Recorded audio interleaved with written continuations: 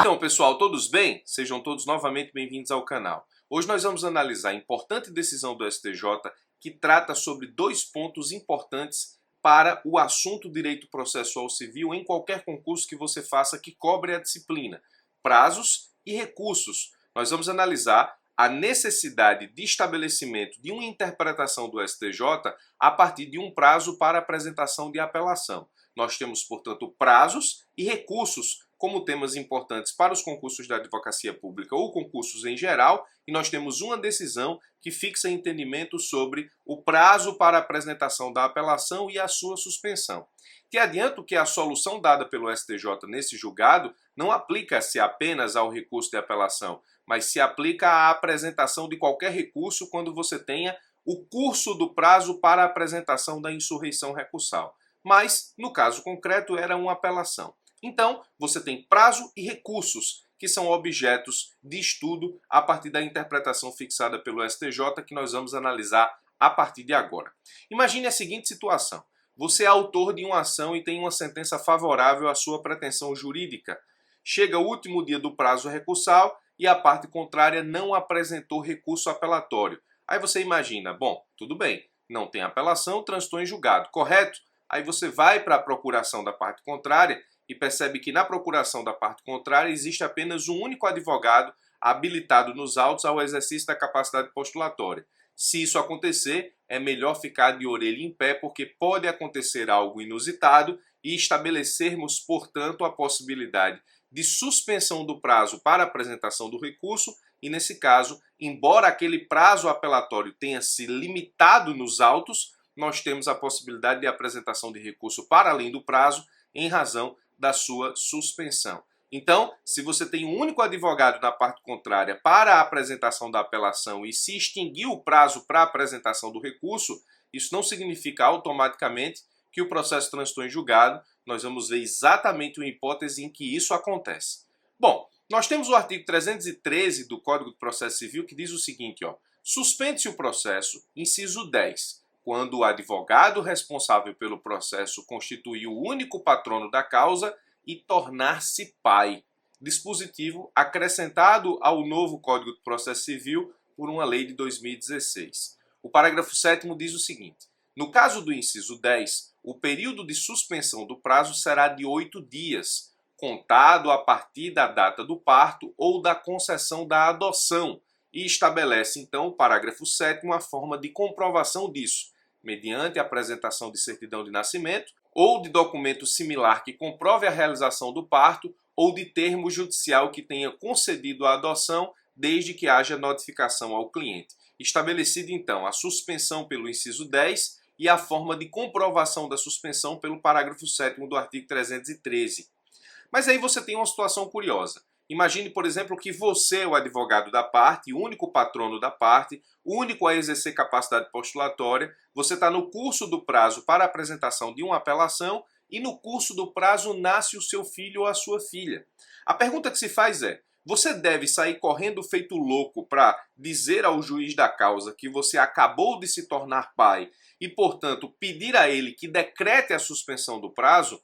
Ou nós temos o simples fato de que, nascendo o filho, isso é fato gerador automático para a suspensão do prazo. E você pode comprovar, por exemplo, isso apenas no momento em que interpuser o recurso de apelação no feito. Essa é a grande pergunta. Ou seja, essa suspensão do artigo 313 do CPC é uma suspensão que só se dá mediante declaração do juiz de suspensão do prazo, no momento em que, por exemplo, eu tenho que apresentar a certidão de nascimento do meu filho ou o registro de adoção para que o juiz possa suspender o prazo, ou, nesse caso, eu posso considerar automaticamente o prazo suspenso e fazer comprovação disso apenas quando da interposição do recurso. Veja que essa situação é uma situação extremamente interessante e ela aconteceu na vida real. O advogado, no caso prático, ele não se deu ao luxo, nesse caso, de ir ao juiz dizer que se tornou pai para que ele declare a suspensão do processo. Ele considerou que o artigo 313, inciso 10 e o parágrafo 7º são automáticos. No momento em que, por exemplo, meu filho nasce e eu estou no curso do prazo, aquele prazo automaticamente torna-se suspenso e eu posso fazer a comprovação disso no momento em que apresentar o meu recurso de apelação.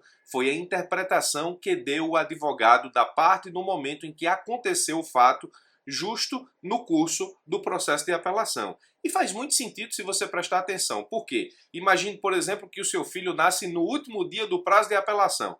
Então você vai ter que perder o dia do nascimento do seu filho para redigir uma petição, comprovando nesse caso específico que seu filho nasceu, se dirigir à justiça, protocolar a decisão para que o juiz declare a suspensão do processo, no que diz respeito, por exemplo, ao curso do prazo, me parece que não é razoável. O artigo 313, inciso 10 diz: quando o advogado responsável pelo processo constituir o único patrono da causa e tornar-se pai, diz o artigo 313, suspende-se o processo. Em nenhum momento o Código de Processo Civil vinculou essa suspensão à declaração formal do juiz da causa. Então, a pergunta que se faz é: o processo suspende-se de forma automática a partir do fato gerador nascimento ou adoção, ou eu preciso ir ao juízo, informar o nascimento ou a adoção, fazer prova disso, e a suspensão se dá a partir do momento em que o juiz reconheça o fato gerador previsto no inciso 10 do 313. Vamos ver o que entendeu o STJ.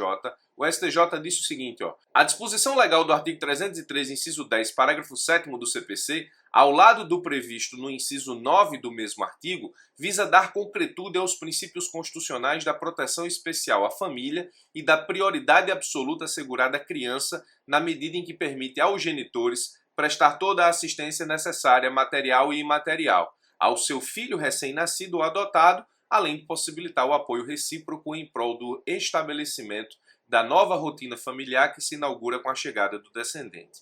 A suspensão do prazo em razão da paternidade se opera tão logo ocorre o fato gerador, nascimento ou adoção, não se podendo exigir do causídico, para tanto, que realize a comunicação imediata ao juízo, porque isso seria esvaziar o alcance do benefício legal. Muito bem, você percebeu a partir da jurisprudência do STJ que o fato gerador, nascimento ou adoção é o que suspende o processo e, no caso aqui específico, o curso do prazo processual. O advogado não precisa se descabelar para fazer prova junto ao juízo do nascimento ou adoção para que ele possa ter diante de si a suspensão processual. Continua o STJ. Se a lei concede ao pai a faculdade de se afastar do trabalho para acompanhar o filho nos seus primeiros dias de vida ou de convívio familiar, não é razoável lhe impor o ônus de atuar no processo durante o gozo desse nobre benefício, apenas para comunicar e justificar aquele afastamento. Por força da lei, a suspensão do processo pela paternidade tem início imediatamente à data do nascimento ou adoção, ainda que outra seja a data na comprovação dos autos. Então, a suspensão se dá com o fato gerador, nascimento ou adoção, e não a comprovação dos autos, desde que esta se dê antes de operada a preclusão. Óbvio, porque os 8 dias de suspensão vão passar, já considerado no cômputo do respectivo prazo o período suspenso de 8 dias. No que tange ao momento da comprovação, não há vedação legal, tampouco se vislumbra qualquer prejuízo para que seja ela feita no momento da interposição do recurso ou da prática do primeiro ato processual do advogado.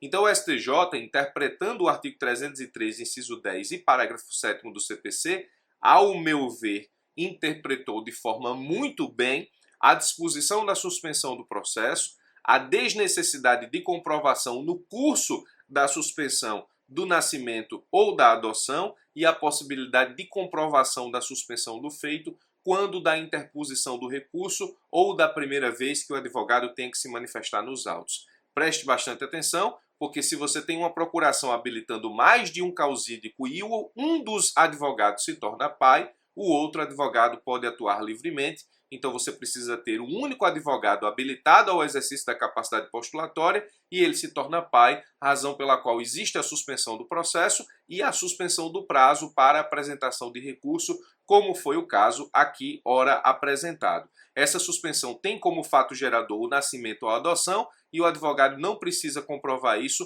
no curso da suspensão, podendo comprovar isso na primeira vez que fale nos autos ou quando da interposição do recurso, me parece interpretação extremamente plausível e totalmente coadunada com a proteção constitucional à família. Você pode estar se perguntando o seguinte, professor, esse dispositivo, artigo 313, inciso 10, parágrafo 7º, se aplica à fazenda pública?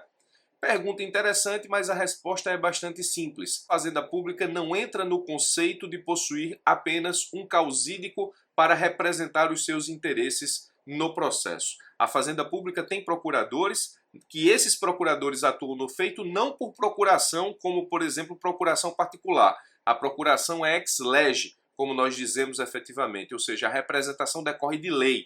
Então não se pode imaginar, por exemplo, que a União, nesse caso, tenha em um processo apenas um causídico habilitado a defender seus interesses no feito. Estão habilitados a defender os interesses no feito da União Federal, quando ela é parte, todos os advogados da União regularmente investidos em concurso público. Poderia acontecer se você tivesse um único procurador, por exemplo, municipal, responsável por todas as ações do município e esse procurador se tornasse pai. Aí eu penso que é uma situação excepcional em que você pode se valer do 313, inciso 10, parágrafo 7º, para atuar nesse caso em defesa da Fazenda Pública, suspendendo o prazo recursal quando você tem nos polos de uma ação um município nessa situação. Mas levando em consideração a estrutura de PGEs e a estrutura da Advocacia Geral da União, penso inaplicável o 303, inciso 10, parágrafo 7º, quando a realidade for Fazenda Pública em juízo, quando a situação não for essa, por exemplo, de repente um município representado exclusivamente por um único procurador, pensa-se, por exemplo, em um município pequeno com um único procurador que se torna pai, aí sim você poderia encaixar a interpretação do STJ nos termos do artigo 313, inciso 10, parágrafo 7º, para uma atuação da Fazenda. Em outras hipóteses, não consigo vislumbrar. Decisão importante e interessante, recurso especial 1.799.166 de Goiás. Fique ligado porque isso pode ser objeto das próximas provas de concurso.